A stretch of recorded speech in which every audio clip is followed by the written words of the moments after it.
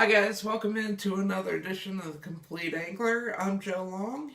And I'm JC Brooks. Hey guys, today we're going to talk to you about the wonderful walleye.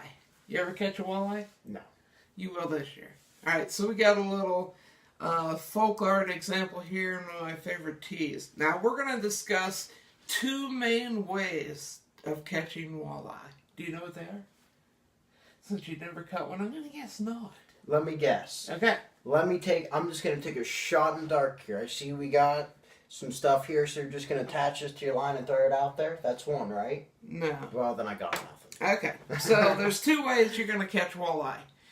Trolling, which a lot of guys argue is the best way, and it's probably the best way to catch a big walleye, but the other way is to fish grubs and jigs around weed lines, weed beds. It's normally a good thing.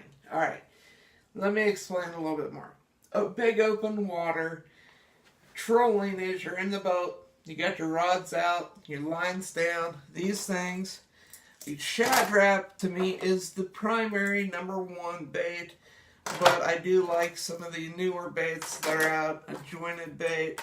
But basically, it's going to look like this. This is pretty much the prototypical Shad Rap Rapala. It's the best lure for trolling. And what you're going to do, you're going to cast that out. Your boat's going slow speed.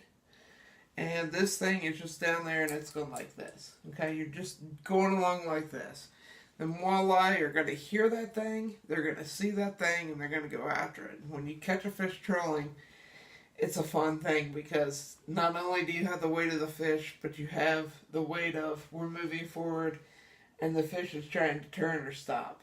So it's a pretty neat catch. So if you're going to catch bigger fish, it's probably going to be trolling. But the most success I ever had in catching vast quantities, which we fish Piedmont Lake, it's in Ohio, and there's two places where there's really nice weed beds. And when I talk a weed bed, I'm talking a bunch of weeds that cover pretty much about this entire house. So you imagine that's a pretty good sized weed bed.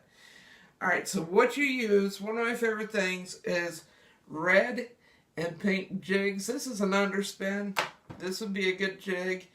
The other things are little boot tails. Here's a little bit bigger one. Here's a smaller one. Coloration, it's on to what they're wanting at that point in time. There's no guessing it. There's no knowing for sure this is what they want.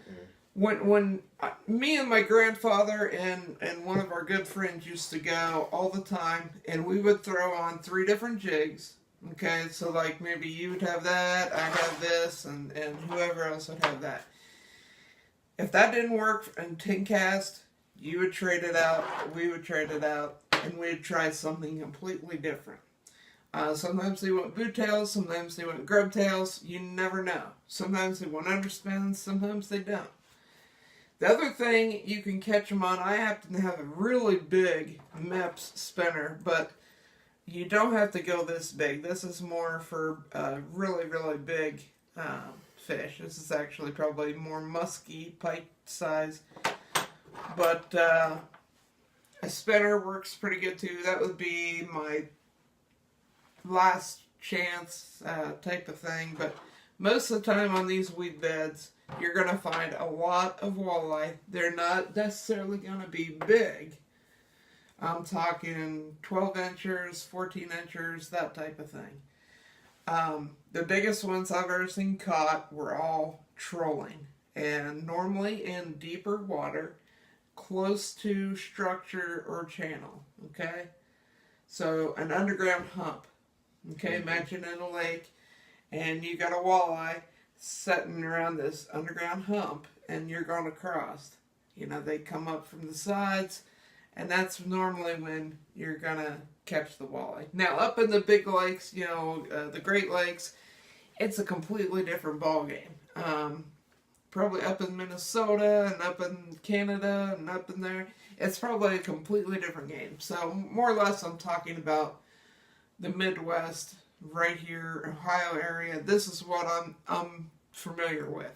I don't know about in other areas as much. I don't know that I've ever caught one outside of Ohio. So, guys, this is the main thing. Any questions from you, sir, on walleye fishing or? You said that walleye you can't really know for sure at that point in time. Like if they want to boot tail or what color, right? Mm-hmm. So, for this one, Mm-hmm. first of all, what kind of fish is this supposed to represent? It's kind of a shad design, but it's kind of a good all-around color. But it's probably a shad shiner type color. So, if you had better question yet, if you could only pick one type of lure, whether it be soft plastics or these, which one would you pick? And you could only use whatever. If I could only use one, I would probably. I don't actually have it out here. They call it a triple ripple. On the back, it's got like 3 little cut tails, kind of like a grub this size, in red. And we use a little white head on it. I don't even have a white grub head out here, but that would be my number one because I've caught the most fish on it. If I'm trolling, it's going to be either this or this, and they're basically the same thing, one just a little bigger. The other things I like are these, which is a very similar thing, but it's got a little more flash to it. Same with this. This is a little bigger, a little more flash to it. I really like this. I got this for Christmas, so I've not had a chance to use that. And a little jointed guy gives a little bit different action, and I've seen guys catch a lot of fish on the jointed. But you see, they all have big bills, so they're deep diving. Mm-hmm. Where the grubs, the weed lines are all up kind of shallow. A shallow bay, all filled with weeds. It's a real good place. First of all, there's a lot of oxygen for the fish, and there's a lot of places for them to hide, basically. And what you're going to do is you're going to feed, right here, if this black t-shirt is a weed, you're going to fish this line right here. Okay, you can't really, you can drop into holes, but your main thing is you're going to be throwing jigs right on the outside of that line. Alright, that pretty much covers most of my question. Alright guys, if you have any questions, please comment. Also, please make sure you like and subscribe. Booyah! Good job, sir. Thank you guys for watching. We appreciate your input and your time for watching. If there's any shows you want us to do, please leave a little comment down below. Also, put your pictures of your walleye. Past, present, future. It'd be hard to do that. Alright guys, thank you very much.